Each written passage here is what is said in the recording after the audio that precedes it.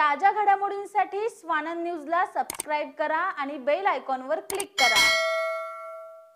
बदलापुरात एका नराधमाने त्याच्या मित्राच्या पत्नीवर अतिप्रसंग केला।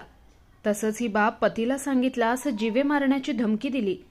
मात्र हे वारंवार घडू लागल्यानंतर पत्नीने पतीला याबाबतची माहिती दिली। यानंतर पतीने त्याच्या मित्राची डोक्यात हातोडी घालून हत्या केली आणि बाथरूममध्ये पडून त्याचा मृत्यू झाल्याचा बनाव रचला। मात्र पोस्टमार्टम रिपोर्टमध्ये या सगळ्याची पोलखोल झाल्यानंतर पोलिसांनी आरोपी पतीला बेड्या ठोकल्यात। बदलापूरच्या शिरगाव परिसरात राहणाऱ्या नरेश भगत आणि सुशांत यांची चांगली मैत्री होती। मात्र सुशांत याने नरेशच्या पत्नीवर अतिप्रसंग करत पतीला सांगितल्यास जीवे मारण्याची धमकी तिला दिली। यानंतर आणखी काही वेळा त्याने तिला धमकी देत तिच्यावर अतिप्रसंग केला। मात्र पत्नीने हिम्मत करून नरेश याला सुशांतच्या या दुष्कृत्याची माहिती दिली। यानंतर नरेशने आपल्याला याबाबत काहीच माहिती नसल्याचं दाखवत 10 जानेवारी रोजी सुशांतला घरी बोलवलं। तिथे दुपारी या दोघांनी मद्यपान केलं। तर रात्री सुशांत हा नरेशच्याच घरी मुक्कामी राहिला। पहाटेच्या सुमारास नरेश आणि सुशांतच्या डोक्यात हातोडी मारून त्याची हत्या केली आणि अतिदारू प्यायल्याने बाथरूममध्ये पडून सुशांतच्या डोक्याला दुखापत झाली आणि त्याचा मृत्यू झाला असा बनाव रचत पोलिसांना माहिती दिली। या प्रकरणी पोलिसांनी सुरुवातीला मात्र अकस्मात मृत्यूची नोंद केली।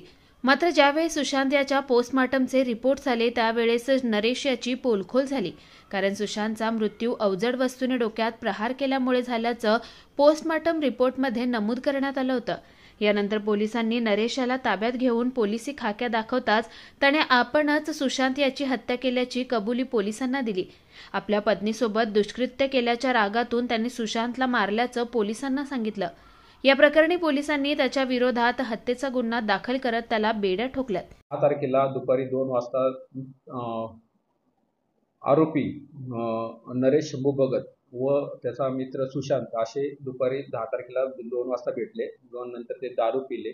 दारू पिल्यानंतर ते त्याच्या नरेशच्या घरी राहिले। घरी राहिल्यानंतर पहाटे 3 वाजल्याच्या सुमारास पोलीस स्टेशनला खबर मिळाली की सदर बाथरूममध्ये पडून त्याचा मित्र सुशांत हा बाथरूममध्ये पडून मयत झालेला आहे आणि त्याच्या डोक्याला मार लागला। अशा मिळालेल्या खबरीवरून आम्ही अपमृत्यू नोंद करण्यात आला। अपमृत्यू नोंद केल्यानंतर पोस्टमार्टममध्ये समजले की त्याला कोणत्या तरी गंभीर हत्याराने मारल्यामुळे त्याचा मयत झालेला आहे अशी माहिती प्राप्त झाल्याने नरेशकडे अधिक चौकशी करता त्याने गुन्ह्याची कबुली दिली की त्याच्या पत्नीबरोबर आरोपीने मयताने सुशांत याने काही दिवसापूर्वी अतिप्रसंग करून तिच्या नवऱ्याला ठार मारण्याची धमकी दिली होती। सांगितलं अशा कारणास्तव हे सांगितल्याने आरोपीत नरेश याने त्याच्या मित्राचा डोक्यात हातोडी व सळी डोक्यात मारून त्याचा मृत्यू घडून आणला